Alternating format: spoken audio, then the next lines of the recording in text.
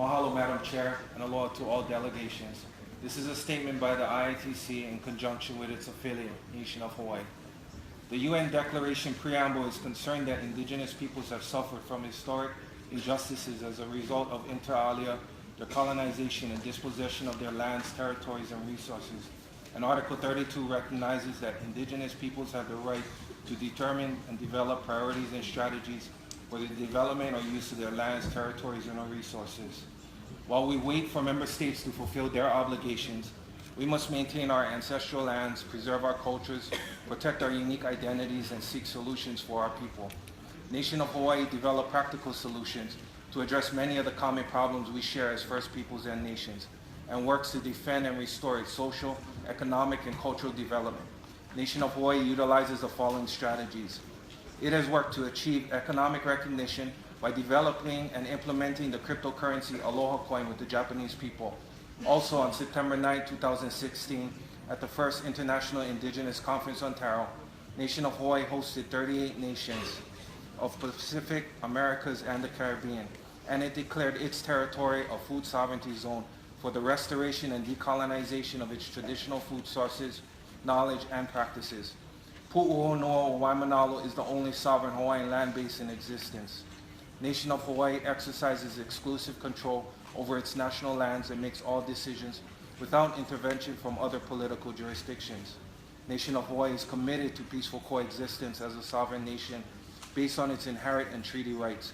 It maintains cooperative relations with the state of Hawaii, U.S. federal government, and ensures that a strong Hawaiian voice is present in all decision making.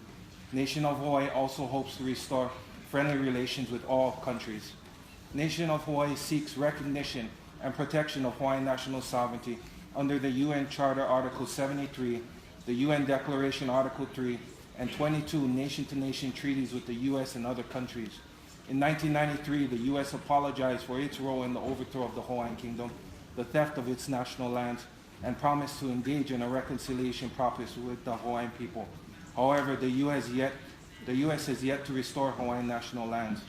We recommend that the Permanent Forum conduct a study on how sovereign indigenous nations exercise and promote their national sovereignty through traditional and new economic development projects that provide for their peoples in the absence of adequate state assistance. Nation of Hawai'i serves as an effective model for indigenous nations and peoples, including those who have not yet achieved formal recognition by their member state. Nation of Hawai'i submitted an IPO questionnaire response and UNPFII presenting these and other strategies, but these documents were not made public. We are happy to provide copies. Mahalo. Aloha, Madam Chair, Madam Special Rapporteur, the rest of the panel, and all of the delegations. My name is Lindsay Kukona Pakele, and I'm making a statement for Nation of Hawai'i as part of the IITC delegation. I would like to thank Madam Special Rapporteur for allowing Nation of Hawai'i to participate in an online consultation in February, and for allowing us to send you supplemental recommendations and information. Allowing for virtual consultations is an effective way to increase participation by Indigenous peoples who have geographic and financial limitations for attending in person. What will be the impact and outcome result of the report you prepared about the U.S.? Member state recognition is often a precondition to consultation rights. The Hawaiian people have been recognized as an indigenous people by the U.S., but the U.S. has not recognized a Hawaiian government. Therefore, the Hawaiian people do not have the same consultation rights and the right to contest development projects that impact our lands and our people as federally recognized tribal governments. How can the Special Rapporteur and other UN bodies help expand the consultation rights of non-member state recognized Indigenous peoples? Thank you. And thank you, Emirate Chair and Special Rapporteur. We celebrate the adoption of the new Emirate mandate by the Human Rights Council on September 30th, 2016, and recommend that the Emirate address as a priority the criminalization of human rights, treaty rights, and environmental rights defenders in its implementation, specifically of paragraph 2C. We look forward to working with Emirate to initiate dialogue with states such as the U.S. that utilize the criminal justice system, domestic legislation, and militarized law enforcement to violate the rights of Indigenous rights defenders. We note that some states label such defenders as terrorists or use their domestic legal systems to treat them as common criminals. For example, Leonard Peltier, imprisoned in the United States for nearly 40 years, was denied clemency, even though U.S. courts, the lead prosecutor, as well as Amnesty International acknowledged government misconduct.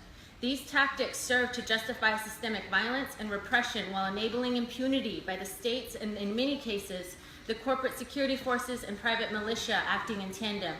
This repression is consistently carried out in response to legitimate human rights activism of indigenous peoples opposing resource extraction and development carried out on their lands without their free, prior, and informed consent.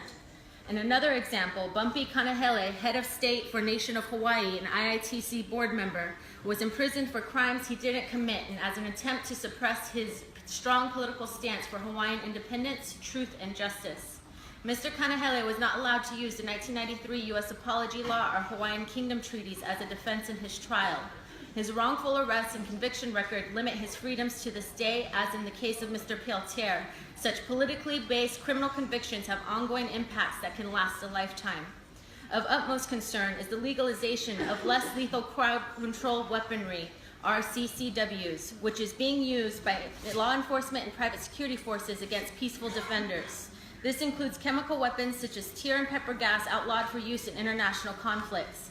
The 2016 International Network of Civil Liberties Organization and Physicians for Human Rights joint study states, the proliferation of CCWs without adequate regulation, training, monitoring, and/or accountability has led to the widespread and routine use or misuse of these weapons, resulting in injury, disability, and death. These weapons were recently employed against water protectors protesting the Dakota Access Pipeline, including elders, women, youth, and children. In response to the joint submission by IITC and the Standing Rock Sioux Tribe, the UN Rapporteur on the Rights of the Freedom of Peaceful Assembly and Association stated that law enforcement officials, private security firms, and the North Dakota National Guard have used unjustified force to deal with the opponents of the Dakota Access Pipeline.